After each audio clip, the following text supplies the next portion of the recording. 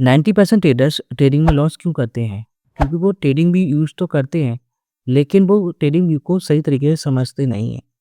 आज मैं इस वीडियो में आपको ऐसी स्ट्रैटेजी दिखाऊँगा जिससे मैंने खुद यहाँ पर प्रॉफ़िट बनाया है।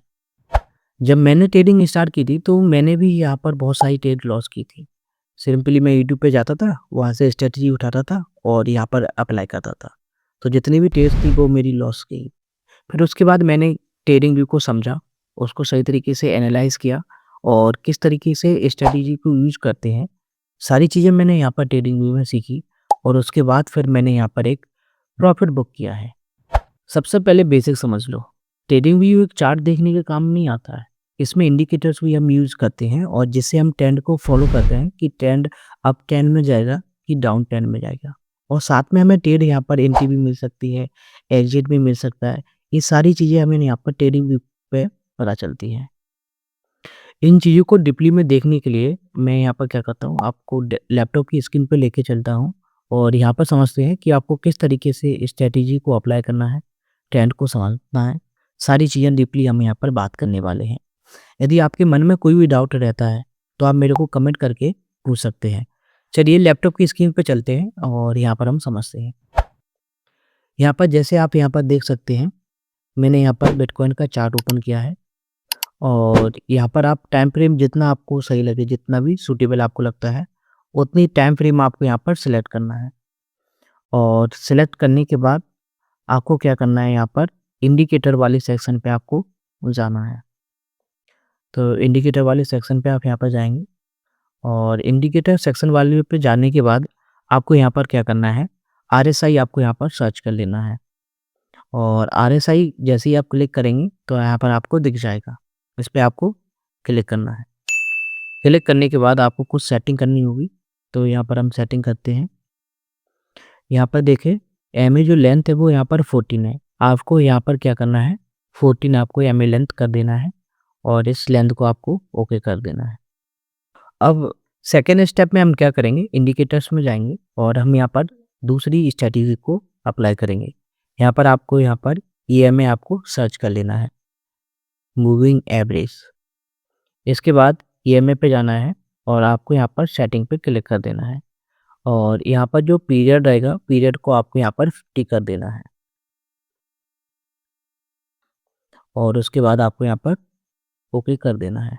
जैसे आप यहाँ पर देख सकते हैं, जो ट्रेंड है आरएसआई का वो डाउन ट्रेंड यहाँ पर चल रहा था और साथ में आप देखें जब कैंडल ने यहाँ पर आरएसआई के लिए जो ईएमए है इसको यहाँ पर नीचे की तरफ कट कर दिया है, तो सिंपली आपको यहाँ पर एक एंट्री लेना है। सेम और आगे हम यहाँ पर चलते हैं। जैसे आप देखें यहाँ पर ट्रेंड ने यहाँ पर ईएमए के यहाँ पर ऊपर की तरफ ट्रेड लिया है, तो सिंपली आपको यहाँ पर ऊपर की तरफ एंट्री ले लेना है। जब भी आपको एंट्री लगे तो आपको ऐसा नहीं है कि आप हर ट्रेड पे आपको एंट्री लेना है, नहीं, आपको कंफर्मेशन चेक करना है कि ट्रेंड अप जा रहा है कि डाउन जा रहा है। उस हिसाब से फिर आपको यहाँ पर एंट्री और एग्जिट पे प्लान करना है। और भी हम देख सकते हैं यहाँ पर हिस्ट्री में, अगर पीछे की तरफ हम जाते हैं तो जैसे आप यहाँ पर देखें, ट्रेंड को हम यहाँ पर समझ सकते हैं। जैसे यहाँ पर देखें, यहाँ पर जो कट यहाँ पर किया है ईएमए ने जब कैंडल जब ऊपर की तरफ गई है तो आप देखें यहाँ पर आरएसआई ने भी सिग्नल दिया है मैन, येलो लाइन को कट करने के बाद, और इसके बाद ट्रेंड आप देखें बूम ऊपर की तरफ, यहाँ पर आपके पास एक अच्छा खासा प्रॉफिट आप यहाँ पर बुक कर सकते थे। और भी इसी तरीके से यदि आप और भी ट्रेंड को समझ सकते हैं तो यहाँ से देख लीजिए। और फिर इसके बाद आप यहाँ पर देखें 4 आवर भी टाइम फ्रेम आप सेलेक्ट करके और यहाँ पर ट्रेंड को और डीपली तरीके से आप यहाँ पर समझ सकते हैं कि आखिरकार 4 आवर में जो ट्रेंड है वो किस डायरेक्शन में यहाँ पर जा रहा है। एक चीज़ हमेशा याद रखना, जब भी आरएसआई यहाँ पर 70 के अबव मतलब आरएसआई जब भी ऊपर की तरफ हो तो हमेशा ट्रेंड मतलब ओवर सोल बॉटेड हो चुका है, आपको यहाँ पर सेल करना होगा।